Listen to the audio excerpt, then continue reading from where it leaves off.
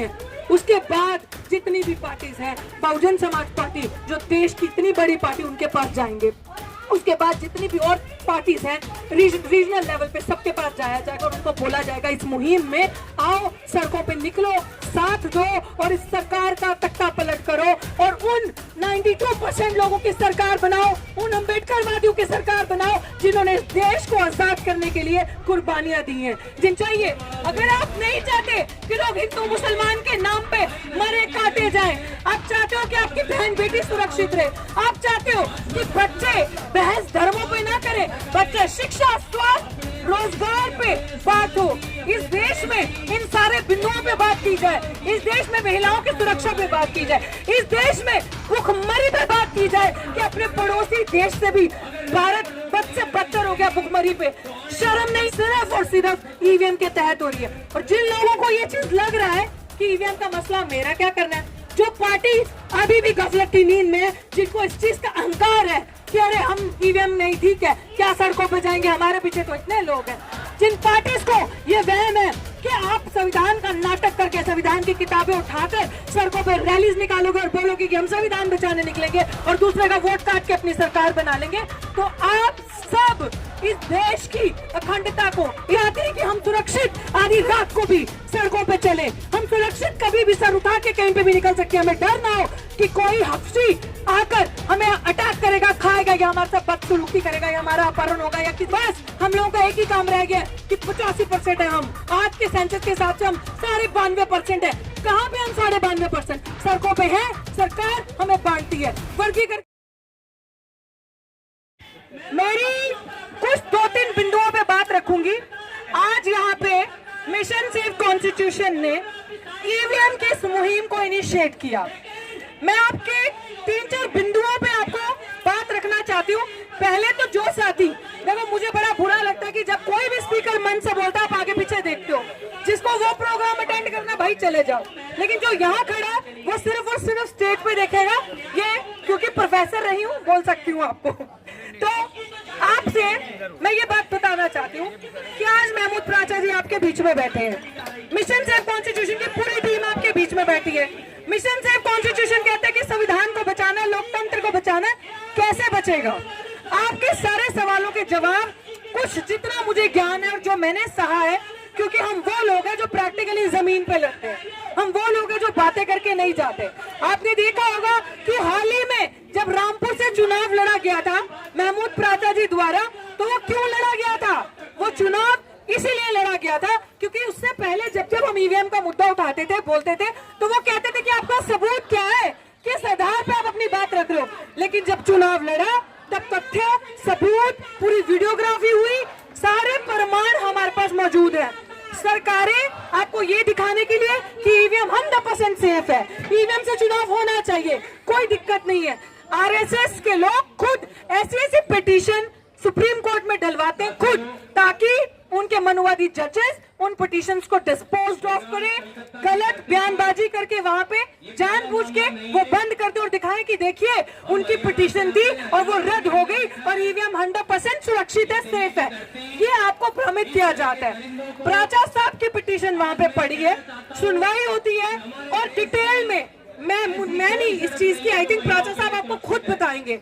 इसी चीज के लिए हम लोगों ने ये मुहिम बड़े ईमानदारी से और बड़े दुख से ये छेड़ी है कि अगर हम नहीं लड़ेंगे तो कोई नहीं इसे लड़ेगा।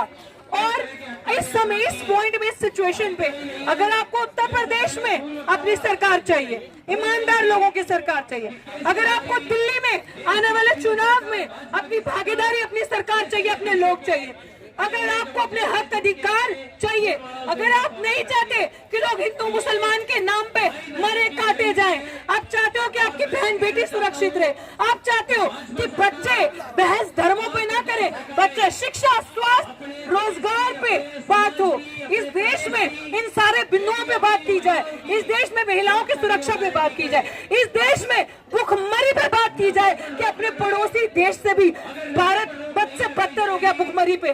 शर्म नहीं आती? मैं आज बात करती हूँ बड़ी बड़ी उन एनजीओ को जो बड़ा बड़ा फंड लेते हैं, बड़ी बड़ी महिलाओं की विमेन एम्पावरमेंट की बातें करते हैं, और जब आप सिग्नल पर रेड लाइट पर गाड़ी लगाते हो तो गरीब की बच्चियां छोटी छोटी वहां भीख मांग रही होती हैं, वहां पे प्रदर्शन करके दिखा रही होती हैं। ये है हमारे भारत की असलियत, ये है हमारे देश की असलियत, क्योंकि सरकार ठगों के और चोरों के हाथ में है। आप लोग सोचते हो कि जमीन तो हमारी इतनी मजबूत है, जमीन पे तो हमारी रैलियों में इतनी भीड़ आती है, लोग इतने सारे हमारी रैलियों में होते हैं जब इलेक्शंस होते हैं, तो वो इलेक्शंस वोट जो है वो हमारे लोगों का वोट काउंट क्यों नहीं होता? हमें जब वोट देने जाते हैं तो ऐसा क्या होता है कि जिस जगह का किसान इतना परेशान है, जिस जगह पे सबसे ज्यादा प्रताड़ना हरियाणा पंजाब जैसी जगह पे सरकार ने इतना बद से बदतर सलूक किया, फिर वहां पे पंजाब में देखो तो भाजपा का वोट काउंट बढ़ जाता है, हरियाणा में देखो तो पूरी सरकार बन जाती है, उत्तर प्रदेश में आपने देखा कि कैसे लीड ले गई। तो ये सारी चीजें सिर्फ और सिर्फ ईवीएम के तहत हो रही है। और जिन लोगों को ये चीज लग रहा है कि ईवीएम का मसला मेरा क्या करना है, जो पार्टी अभी भी गफलत की नींद में है, जिनको इस चीज का अहंकार है कि अरे हम ईवीएम नहीं ठीक है, क्या सड़कों पे जाएंगे, हमारे पीछे तो इतने लोग हैं, जिन पार्टीज को ये वहम है कि आप संविधान का नाटक करके संविधान की किताबें उठाकर सड़कों पर रैलीज निकालोगे और बोलोगे कि हम संविधान बचाने निकलेंगे और दूसरे का वोट काट के अपनी सरकार बना लेंगे, तो आप सब इस देश की अखंडता को, इस देश को कमजोर कर रहे हो। क्योंकि इस चीज से अगर आपको लग रहा है कि भाजपा आपकी संख्या से डरती है, अगर आपको लग रहा है कि आरएसएस आपकी संख्या ज्यादा और आपको जीतने देगी, तो नहीं, वो साम दाम दंड भेद की राजनीति करी है। उसे पता है कि किस तरीके से सत्ता में रहना है, उसे पता है बेईमानी करके, ईवीएम का इस्तेमाल करके। ईवीएम की आपने देखा होगा कि हरियाणा में किस तरीके की वीडियोस वायरल हुई। एक राज्य में, हरियाणा में एक डिस्ट्रिक्ट में, आप यकीन नहीं मानेंगे, 6:30 बजे तक वोटिंग हो रही थी। वो विधायक वहां का चिल्लाता मर गया कि बेईमानी हो रही है, चोरी हो रही है, देखो अभी तक बूथ खुला और वोटिंग हो रही है। ये सारी चीजें ऐसे ही हो जाती है हवा में। कितनी वीडियोस वायरल होती हैं कि ईवीएम सेफ नहीं है। राजा सर को आपने देखा कि लगातार जिस दिन से इस लड़ाई को लड़ रहे हैं, लगातार आवाज उठा रहे हैं आप सबको जागरूक करने के लिए। तो मैं ये चाहती हूँ कि अगर मेरी बहनें जितनी भी यहाँ पे बैठी हैं, वो चाहती है कि हम सुरक्षित आधी रात को भी सड़कों पे चले, हम सुरक्षित कभी भी सर उठा के कहीं पे भी निकल सकते हैं, हमें डर ना हो कि कोई हफ्सी आकर हमें अटैक करेगा, खाएगा, या हमारे साथ बदसलूकी करेगा, या हमारा अपहरण होगा, या किसी गरीब की बहन बच्ची का रेप होगा। तो आप लोगों को ईवीएम की लड़ाई लड़नी है, क्योंकि most of the things in this country are happening with the agenda popular propaganda। सरकार स्टेट स्पॉन्सर्ड रिलीजन बनाती है, स्टेट स्पॉन्सर्ड हेट्रेड जो है वो पैदा करती है, कम्युनल राइट्स जो है वो सरकार खुद पैदा करती है, ताकि आप और हम जैसे लोग ईवीएम के बारे में बात ना करें, आप और हम जैसे लोग रोजगार बेरोजगारी के बारे में बात ना करें, भुखमरी के बारे में बात ना करें, और मुद्दों से भटक जाएं और फिर सरकार के पॉपुलर प्रोपेगेंडा हेट का नैरेटिव चला के और अपनी सरकार बना ले, और हम लोग फिर वहां बैठे देखते रहे। तो आप मुझे बताएं कि आप सब कितने लोगों के पास युवा खड़े हैं, कितने लोगों के पास सरकारी नौकरी है, कितने लोग, और है किसी के पास सरकारी नौकरी है आप में से? नहीं होगी भाई, हमें पता है, क्योंकि हम जैसे जागरूक लोग इन चीजों को उठाते हैं, इन मुद्दों पे बाहर निकलते हैं। कितने लोग 8-8, 9-9 मुकदमे में झेल रही हूँ, हम लोग अदालतों में जाते हैं, इतनी लंबी लंबी डेट मिलती है आपको इस सिस्टम में रहते हुए, क्योंकि सरकारों का जुडिशरी पे प्रेशर है, पूरा कंट्रोल है भाजपा सरकार का। आपको क्या लगता है कि आपको इस सिस्टम में न्याय मिलेगा? आपको क्या लगता है कि आपको जस्टिस मिलेगा इस सिस्टम में जब तक आप लड़ोगे नहीं? बस हम लोगों का एक ही काम रह गया कि 85% है, हम आज के सेंसस के हिसाब से हम 92.5% है।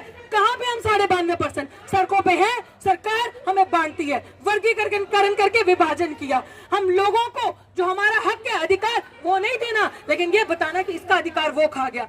कितनी 2014 के हिसाब बात से आपने देखा कि गरीबी, भुखमरी, हेट्रेड, निकम्मापन, जितना युवाओं को भड़काना और उग्र का माहौल बढ़ गया। तो मेरी सबसे यही कहना है कि जितने भी लोग आज अपनी सलाह देकर जाएं, आज अपना बताकर जाएं हमें कि किस तरीके से इस लड़ाई को और मजबूत किया जा सकता है, और हम लोग, कोई भी पार्टी बचेगी नहीं। मैं प्राचा सर, मेरी रिक्वेस्ट है कि हम एक मेमोरेंडम लेके, अगर वो बहुत बड़े लोग हैं पार्टीज वाले विपक्षी, तो हम उनके पास चलते हैं। अगर उनके अंदर इतना एटीट्यूड और इतनी अकड़ है कि हम लोगों के पास इतना जन अधिकार और इतना वोट है। अगर आप लोगों को शर्म नहीं है कि सड़कों पे आना है, तो हम लोगों का पूरा डेलीगेशन आपके पास आएगा और आपसे रिक्वेस्ट करेगा कि मरो, शर्म करो, सड़क पे आओ। क्योंकि अगर तुम लोग सड़कों पे नहीं आओगे तो हम जैसे युवा का भविष्य जो है वो अंधकार में है। हमारी आने वाली पीढ़ियां बचेंगी नहीं, नस्लें गुलाम पैदा होंगी। आज भी यहाँ एक एक जागरूक बंदा आया अपने हक अधिकार की लड़ाई लड़ने के लिए। और जागरूक लोग ये नहीं देखते कि भीड़ इकट्ठी हो रही है कि नहीं हो रही, ये नहीं देखते कि पड़ोसी जाएगा वो जाएगा तो मैं जाऊंगा। जिसको अपना घर बचाना है, भाई आग मेरे घर में लग रही है, जल मेरा देश रहा है, तो मेरे को दर्द होगा तो मुझे इसको संभालना पड़ेगा। तो मेरी आप सबसे विनती है कि हम सारी पार्टी का दरवाजा खटखटाएंगे, चाहे वो विपक्ष की आज सबसे बड़ी पार्टी कांग्रेस जो बनी है, उसके बाद जितनी भी पार्टीज हैं, बहुजन समाज पार्टी जो देश की इतनी बड़ी पार्टी, उनके पास जाएंगे। उसके बाद जितनी भी और पार्टीज हैं रीजनल लेवल पे, सबके पास जाया जाएगा और उनको बोला जाएगा इस मुहिम में आओ, सड़कों पे निकलो, साथ दो और इस सरकार का तख्ता पलट करो और उन 92% लोगों की सरकार बनाओ, उन अम्बेडकरवादियों की सरकार बनाओ जिन्होंने इस देश को आजाद करने के लिए कुर्बानियां दी हैं, जिनके दादा परदादा इस देश में अपने खून पसीना बहाया। और मैं प्राउडली ये बात कह सकती हूँ क्योंकि मेरे दोनों के दोनों ग्रैंड पेरेंट्स फौजी थे, फौज में थे। मैं उस परिवार से आती हूँ जिन्होंने वो कुर्बानियां देखी है, जिन्होंने ये दर्द तकलीफ सहा है, इस देश से प्यार किया है। और मुझे ये लगता है हम सब अगर जितने भी लोग यहाँ पे ये संदेश यहाँ से लेके जाएंगे, अगला प्रोग्राम का कॉल आपको एक हफ्ते के अंदर मिलेगा। और हम किसी का इंतजार नहीं करते, हमें जरूरत नहीं है दलालों की, हमें जरूरत नहीं है ऐसे लोगों की जो चंदाखोर लोग हैं, हमें जरूरत नहीं है ऐसे लोगों के साथ की जो गरीब लोगों को बड़ी बड़ी भीड़ लगाएंगे, भड़काएंगे और ऐसे प्रोग्राम करके चले जाएंगे जिसका कोई सोल्यूशन नहीं होता। हम डंके की चोट पे अपने दम से कहते हैं कि हम संसद में भी ये लड़ाई उतनी ही मजबूती से लड़ रहे हैं जितनी मजबूती से सड़क पे लड़ रहे हैं। आपने देखा था दिल्ली यूनिवर्सिटी का वो प्रदर्शन, उस केस में 9 FIR मेरे पे हुई, लेकिन सर नहीं झुकाया। वहां से हमारा धरना हटाने के लिए 144 लगा दी कि ये लोग बैठ ना सके, लेकिन फिर भी हम हारे नहीं, उतनी मजबूती से हम कोर्ट में लड़ रहे हैं। तो जो मेरा भाई बहन चाहता है हम ईमानदारी से, मजबूती से, भाजपा से जो लोग दुखी हैं लड़े, उन सबको सड़क पे आना होगा और अगली बारी भारी संख्या में हम लोग आपको यहाँ पे मिलेंगे। और फिर थोड़ी देर में, अभी औरों को सुन के थोड़ी देर में फिर आपके बीच में आऊंगी। और मैं बहुत बहुत शुक्रिया अदा करती हूँ कि मिशन सेफ कॉन्स्टिट्यूशन ने ये इनिशिएटिव लिया और इस लड़ाई को पूरी मजबूती से हम लोग लड़ेंगे जब तक EVM पूरा खात्मा नहीं कर देते। और चुनाव होगा तो पेपर बैलेट से होगा, और ये चीज याद रखना और घर जाके आपके माँ बाप से पूछना कि जब जब पेपर बैलेट से जब चुनाव हुआ होगा तब तक हमारी सरकारें बनी होंगी, तब तक हमारा राज रहा होगा। और आज EVM से चुनाव आया तो चोरों की सरकार आई।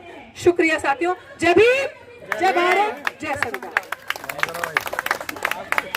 बहुत बहुत शुक्रिया डॉक्टर रितु सिंह। मैं आप सभी को ये बता देना चाहता हूँ कि doctor Ritu Singh mission safe constitution की पंजाब स्टेट से कन्वीनर है।